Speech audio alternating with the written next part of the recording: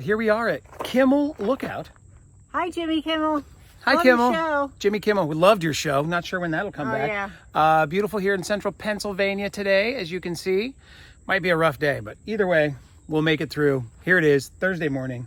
No, Friday morning. We're Friday. It's Friday. I think it's Thursday. We're not sure. Isn't that lovely? Here we are, hiking the trail. We're going. It's just a hot, long day. A lot of rocks, a lot of bugs today. A heat wave here in northern Pennsylvania. It really sucks. It's 25 miles today. Most of it looking a lot like this. So we are exhausted. This is very, very tedious, challenging, sweat-inducing. This is the trail. This is the Appalachian Trail. This is what it looks like. I can prove it to you because there's the blaze. So we're just plugging along through a heat wave here in the rocks of northern Pennsylvania, and not fun.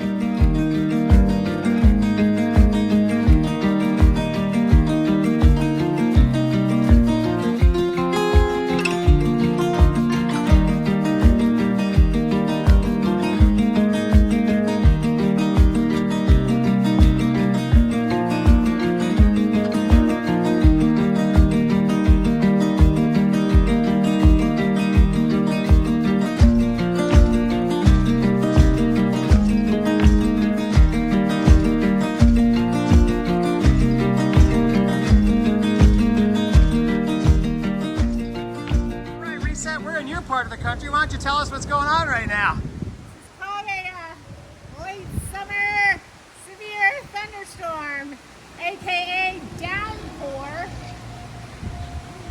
and that's all the humidity that the clouds can't hold anymore. And we literally came out of the woods and under this bridge, and it started pouring. We didn't get wet.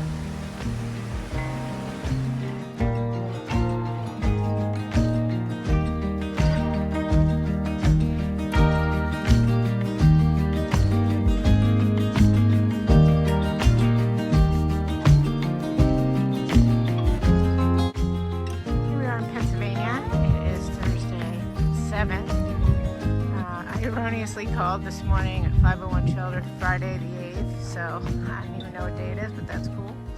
We are at Little Mountain Overlook. It is hot. We're going slow.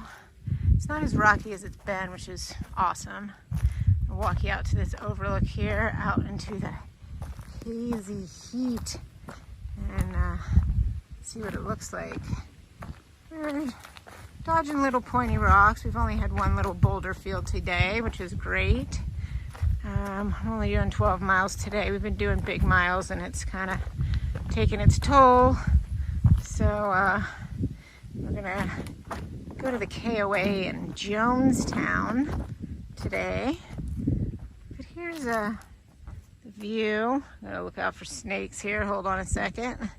Make sure there's no rattlers having fun on the rocks. But yeah, here is a view over north central PA. Hazy, hot, and humid on September 7th.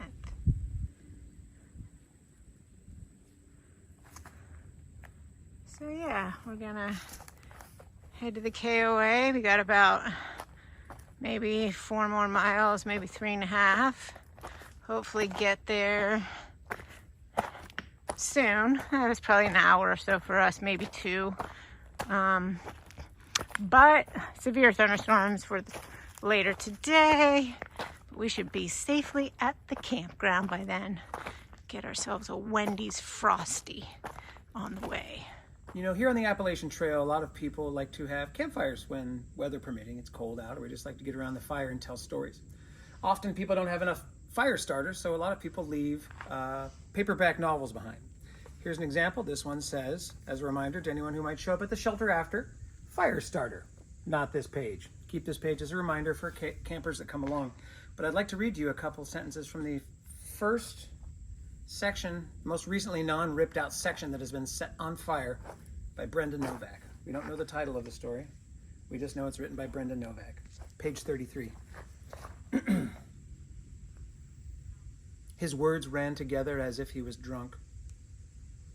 He tried to sing more clearly, hoping Adelaide would join in, but she didn't. Only the flutter of her heartbeat, which he could feel when he pressed his lips to her throat, gave him hope, until that heartbeat became erratic, weak, and then stopped. Okay, it is day 109, and we are at the 501 shelter in Pine Grove, PA, not to be confused with Pine Grove Furnace, PA, which is the halfway point, which we will make in the next few days. We did a long hike yesterday. We did 24 miles to get here. It was fairly brutal. It was actually brutal. It wasn't even fairly brutal. It was actually brutal, especially the last part. But with any luck, we are at the end of the notorious Pennsylvania rocks. We will see today when we go hiking, but word on the street is coming southbound. That was the end of the Rocksylvania craziness. Anyway, it's been pretty hot. They're having a heat wave right now. Yesterday was 91. The day before was 96, and before that 98. Today we're only supposed to hit 88, so we'll see.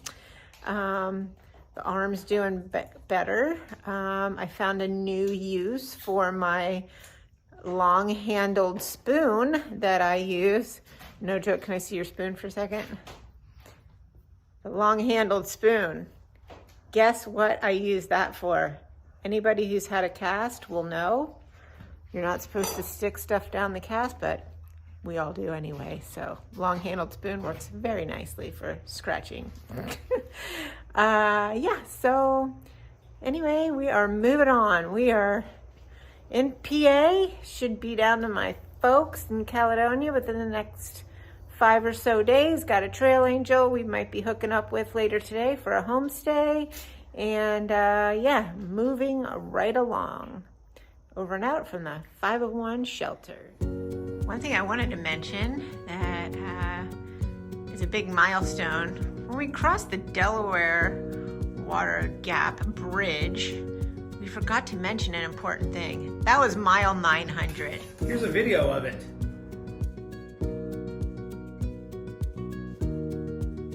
Well, that was the video, and then some days later, we reached mile number, wait for it, 1,000. 1,000. Here's a video of that.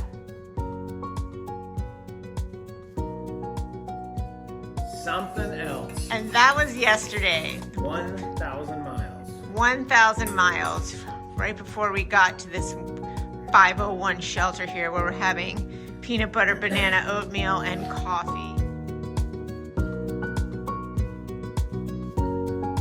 And go.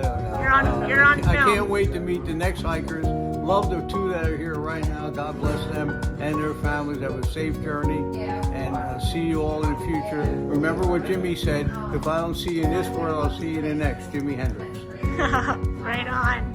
Thank you. And we are here at the Port Clinton Barbershop.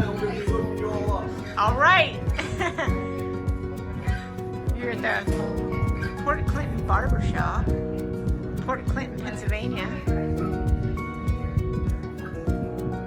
Rayle's in love playing guitars here.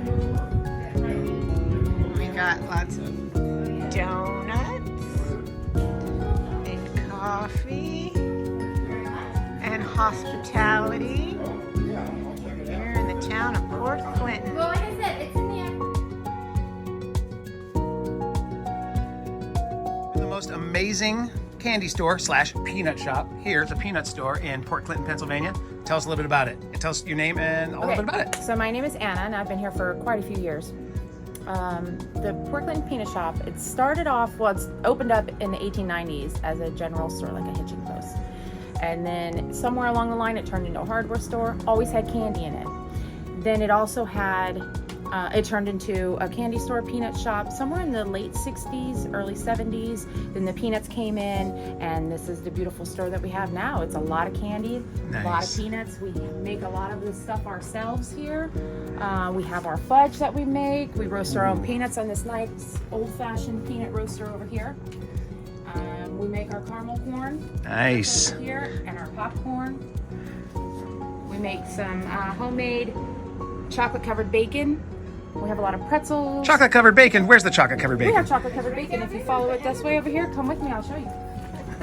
Ladies and gentlemen, drum roll please for the... Covered bacon. We Oh have my milk gosh. chocolate and dark chocolate, and we make that here. That's fresh bacon. Oh, wow. Yep, we make our homemade turtles here, which are cashew and pecan turtles. Nice.